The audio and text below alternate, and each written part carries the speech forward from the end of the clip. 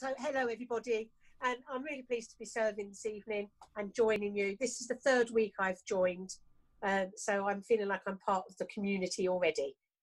So what I'd like to do is read something that I wrote, which I feel is really pertinent to what James said in the beginning about spirit and about the first principle about spirit intelligence. And this is something that I was inspired to write, and I hope you enjoy it. It's called Somebody to Love. We all look for someone to love, searching all our lives for our other glove. My hand in yours, yours in mine. Really what we search for is the divine. Divine universe that loves us so, that gives us plenty of places to go.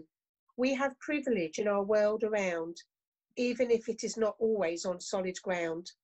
There is always love from the divine that belongs to you, even though I feel it's mine. The beauty of earth is around us each day, from the greenery buildings rot and decay. If you look deep enough, it's plain to see beauty and joy on land and sea. I look from my window and glory in my view. Clouds move across the sky, raindrops fall as if on cue. But my eye keeps being drawn to the plethora of trees, standing in their magnificence for all to see. Different colours, shapes and sizes. To me, they show strength with no surprises. It makes me think about who loves me, who doesn't care so much about what they see. They see me only as a glowing light, and from time to time, it shines very bright. Spirit is my tree, my steady force. It keeps me steady and will not let me blow off course. With roots so deep on which I can depend, and a trunk that doesn't ever bend. The branches are knowledge on offer to me, with leaves representing the changes that come to be. The tree is life, love never ending. So here I am surrendering to try and finally accept the love and know that spirit is my other glove. Now, when I wrote that, I was at the college, at the Arthur Findlay College. And really, for me, what it represents is we go searching in our life and we go looking for things. And actually, what we're looking for is right here inside us. And that's my other glove, spirit. I don't need to go looking for it. It's already within me. It's within you. Now, people think that as a medium, I have a privilege of being able to get communication from spirit. That isn't a privilege. We all have that privilege. Every single one of you are able to hear spirit in a way that may not be audible, but in a way that you get a feeling or you get a thought.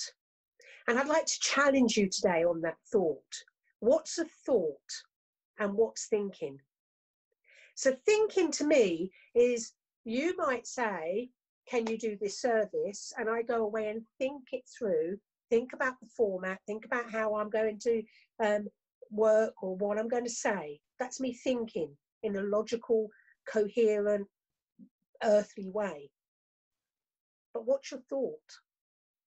Random, these thoughts come in our mind that are not anything to do with what we're thinking.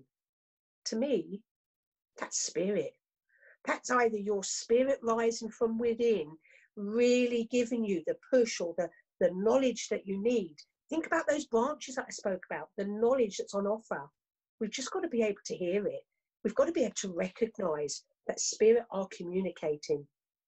So when you have a random thought, when you're washing up or when you're watching something benign on television, and that thought comes into your mind, think about it. Acknowledge that that is spirit's way to communicate with you. And with you alone. It doesn't have to be when you're in this sort of experience. It's every day. What makes you want to have the urge to do something? Why is it that one day you'll wake up and just say, I'm going to do this. I'm going to change my job. Where does that come from? So we need to learn to listen to it, and we need to understand that I'm not privileged. We are all privileged. Spirit lives within us, and the intelligence of spirit we have to accept. that's their way of showing us love. The intelligence of the messages that we receive ever so subtly is because we need them at that point. And our spirit within knows us much better than we know ourselves, because that's the true core of us. And yes, we've had experiences at times will dampen that down and our light won't flicker quite as brightly. And there are times when we are really in our power and our light shines. That's how we recognize each other, by our lights. So when you're walking down the street and you see somebody in need, there will be a time where you just know you have to reach out. And it might just be that you smile at the homeless person, that you say hello. And for that one person, that small moment that your spirit urged you to take could just make their light flicker a little bit, because your spirit is reaching out to their spirit and it's holding its hand and it's helping that spirit in its time of need to be able to brighten up a little bit and to be able to glow that little bit brighter. There will be times in your life when you really need somebody to reach out, and you may not recognize it until that person does it. But what we have to recognize is the intelligence of spirit.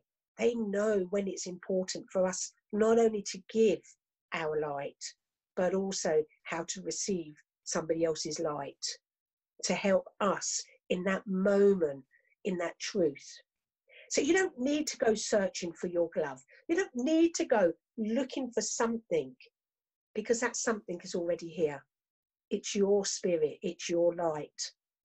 And you need to learn how to embrace it and really accept you are who you are.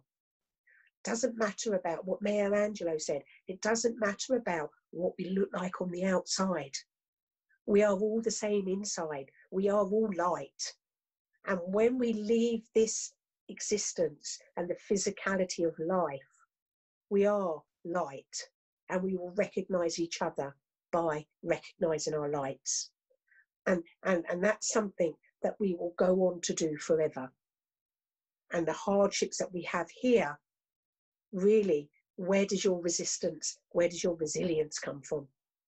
How is it that you're able to pick yourself up and keep putting one foot in front of the other? It's because spirit is there beside you, and they are there giving you the strength, giving you the message that you need to move on with your life. Even if it is a tiny, tiny pigeon step, it is moving you in the right direction. So embrace it. Love that feeling that you get from spirit, because there's nothing like it. And don't for 1 minute think that it's only mediums that can communicate with spirit. It isn't. You put your voice out there to your loved ones and they will stand beside you. And that is my belief, and that is what I see in my work. So call them to you when you need them. Talk to them. Feel the presence of them, as well as feeling the power that spirit bring to your life and the joy they bring to your life every day, if you but allow them. And I'll leave those words with you. Thank you.